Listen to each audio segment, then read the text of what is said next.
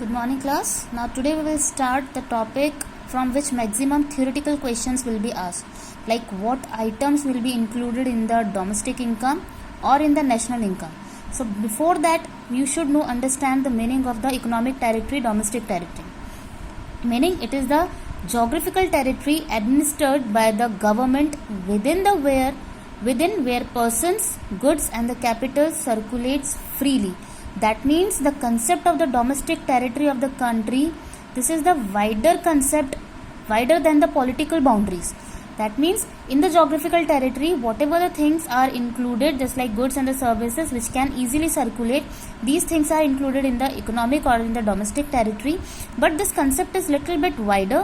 What does it include? It includes the territorial water of a country.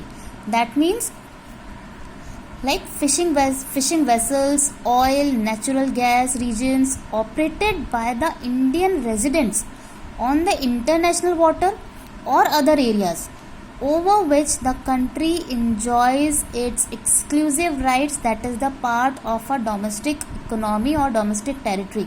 For example, like fishing boats which is operated by the Indian fishermen in the international waters of the Indian Ocean. So that will be considered as the part of the domestic territory of the country. Okay? Second thing, aeroplanes and the ships. That means aeroplanes and the ships operated by a resident of India across the different parts of the world, and even its embassies also are the part of the domestic territory. Example, just like Indian ships which is moving between UK and China regularly, or the passenger planes operated by Air India between US and Japan, etc. with any other country. So all the parts of the domestic territory, these all things will be included in India. Similarly, embassies, military bases, etc. which will be located abroad, but excluding these located within the political frontier. That means if US Army will set up its military bases in Iran, Iraq, whatever, so these military bases, on these bases US Army have a political right, economic right, they all are included in the domestic territory. Similarly, the government of India does not enjoy the freedom about the freedom on not being included in the economic territory of that country. For example, embassies. Here I also have written that the government of India does not enjoy the freedom in the foreign embassies located within India. This is the most important part. That means if our embassies are located in UK, US or in any other country, that is the part of our domestic territory. But in India, if US embassy is operated, or maybe China embassy, or maybe any other country's embassies are working in India, that is not the part of domestic territory of India. That will be included in the part of their own concerned country. The same thing I said, that the government of the country, that the government of our country does not enjoy the freedom and not being included in the economic territory of the country. So these are not treated as a part of a domestic territory of India. They are treated as a part of the economic territories of their respective countries. हमारी embassy जहाँ पर भी होगी वो हमारी country का part है. That will be included in the domestic territory, वो डोमेस्टिक इनकम में इंक्लूड होगा. But if any foreign countries embassies are working in Indian economy, that is not the part of our domestic territory, that is the part of their own country. Please remember this point. This is the most important point. Maximum time the questions is asked from this point only. Okay, now after that your next topic, like which items will be included in the domestic product, that means domestic income, and which items will not included in the domestic income. First of all, because in the domestic income, whatever the industries, whatever the MNCs, whatever is working in our economy, that is the part of our country. If the foreign banks are working in our country, that is also the part of our country. Okay, so that means the profit earned by a foreign company in India, हमारी territory में work कर रही है, that means this is the part of our domestic income, so that will be included. But if the profit earned by Indian company in USA, तो हमारी country की company है but US में work कर रही है, so that will be included in the domestic income of US, not India. Second, profit earned by the branch of foreign bank in India. As I said कि whatever the foreign things, companies, MNCs, whatever is working in our country, except embassies, except military bases, everything will be included in the domestic income. So the profit of the foreign bank also included in the domestic income, but the profit earned by Indian bank in London, that is not included because it will be included in the domestic income of London. Now, salaries to the residents of England working in Indian embassy in England. First of all, Indian embassy है, कहीं पर भी work करे, that will the part of our economy, our domestic territory. So if we are paying the salaries to the residents of England, but they are working in Indian embassy, so that will be included. Same salaries to Indian residents working in the Pakistan embassy in India. As I said कि India में embassy हो, चाहे military bases हो, चाहे shipping हो, चाहे aircraft हो, कुछ भी हो दूसरी कंट्री का, that will not be included in domestic territory. तो Pakistan embassy is working in India, that is not at all part of Indian economy. So if they are paying the salaries to the Indian, that is also not our domestic income. Profit earn by Reliance industries in India. Indian company है, India में work कर रही है, they are earning the profit, तो it is the part of our domestic income. Rent paid by the embassy of England in India to an Indian resident. पहली बात तो England की एम्बेसी है, डजेंट मैटर, इंडिया में work कर रही है, this is not at all the part of Indian economy. So if they are paying the rent to the Indian resident, that is also not our part. Rent received by Indian residents for their buildings rented out to the foreigners in India. See, buildings और embassies में difference है. Embassies जहाँ की है वो वहीं की मानी जाएगी, but building है Indian की है, foreign में work कर रही है, and Indian resident is earning the benefit or maybe he is receiving the rent. So this rent will be included in the domestic income because this building is located in India, that's why. Rent received by Indian from his building in Singapore. Foreign में है तो हमारी domestic territory का part नहीं है, so that will be included in the economy of Singapore. Now the next topic is citizen and resident. Both are different terms. Citizenship, this is the legal concept which is based on the place of birth of a person or some legal provisions which allows a person to become a citizen.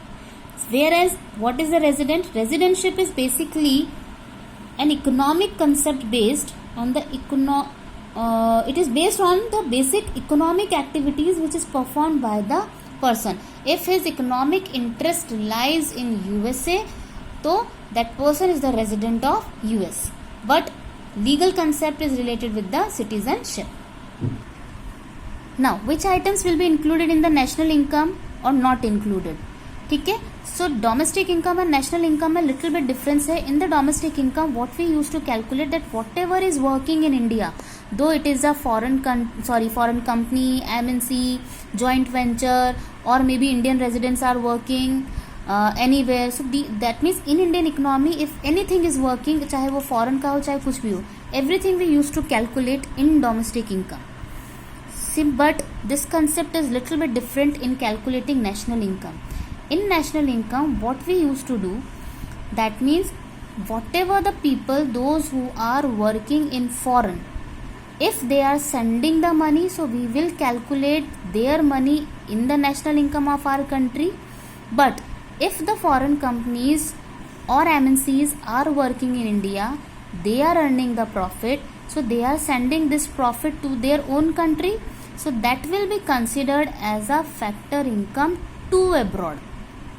So in national income, we will not include the profit, rent or anything which we are earning from the foreign sources, but we will include all the factors of the payments which we are earning from our sources. Okay, so now first of all, which items are not included in the national income? Profit earned by foreign company in India. अगर ये domestic का बात होती तो ये include होता, but national की बात है तो whatever the profit is earned by the foreign company, they are sending in their own country, so that this will not be included because अभी क्या कैलकुलेट होगा? Factor income to abroad. अब क्या चीज़ इंक्लूड होगी? Profit earn by the Indian company in USA.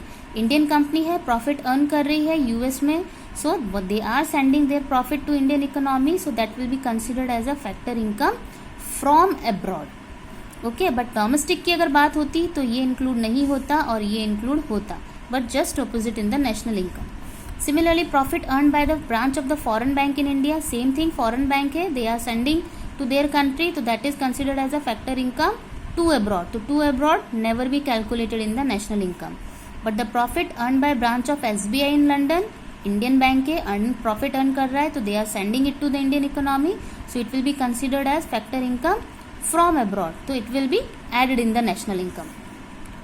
Salaries to the residents of the England working in Indian embassy in England, that means Indian embassy है first of all, but we are paying the money to the residents of England, so they are sending their money to England, so that is also considered as a factor income to abroad. But salaries to Indian residents working in the Pakistan embassy in India, India में है, पाकिस्तान की embassy है, हमारे ही लोग work कर रहे हैं and they are earning the money, so this will be counted as a factor income from abroad. हम अगर कुछ भी अर्न कर रहे हैं फॉरेन सोर्सेज से, तो that thing will be included in the national income, and if we are paying the money to the foreign factors of the payment, that will be not included. Profit earn by the MNC of a USA in India, कुछ भी हमारा नहीं है, सारा profit US जा रहा है, तो फैक्टर इनकम टू अब्रॉड, तो not included. Rent paid by the embassy of a Russia in India to an Indian resident, ultimately it will be included because ये हमें मिल रहा है, बिकॉज रेंट कौन रिसीव कर रहा है? इंडियन रेजिडेंट, तो फैक्टर इनकम फ्रॉम अब्रॉड हो रहा है। Rent received by a foreigner from his building in India, India में बिल्डिंग है बट रेंट किसको मिल रहा है? फॉरेनर को, तो factor income to abroad. Rent received by Indian from his building in Singapore, Indian की बिल्डिंग है, कहाँ है? सिंगापुर में, he is receiving the rent, तो factor income from abroad, so that will be included. Now this is the meaning net factor income from abroad. How we will calculate income from abroad? That means if the land labor capital entrepreneur, they are earning the money from abroad, that will be added, and if we are paying the money to the factors of the production to abroad, so that will be deducted. अगर आप किसी भी तरह का payment कर रहे हो foreign चीज़ों को, प्रॉफिट दे रहे हो, रेंट दे रहे हो, सैलरी दे रहे हो, कुछ भी पेमेंट करो, दैट विल बी डिडक्टेड, और अगर हमारा फैक्टर कुछ भी अर्न कर रहा है फॉरेन से, that will be added. Now next thing is the final goods. Final goods which is purchase for the consumption, that is final consumption, just like car purchase by household sector. तो household sector is not going to use this car as a taxi purpose, और may be they are not going to resell it. So if the things are not there for the resale or for the further production, finally you are consuming it, so that is the final goods. That means vegetables, if it is purchased by the household sector, it is final good for us. But if the vegetables are purchased by the restaurants, so that is not a final good, that is intermediate good. Reason, because they are going to use for the further production or resale. वो उसे कुछ ना कुछ service और provide करेंगे, so that will be included as a intermediate goods. Just like generator, or maybe if it is purchased by the household sector, that is the final good for us, but if the shopkeeper is purchasing the generator, that is the intermediate good for him.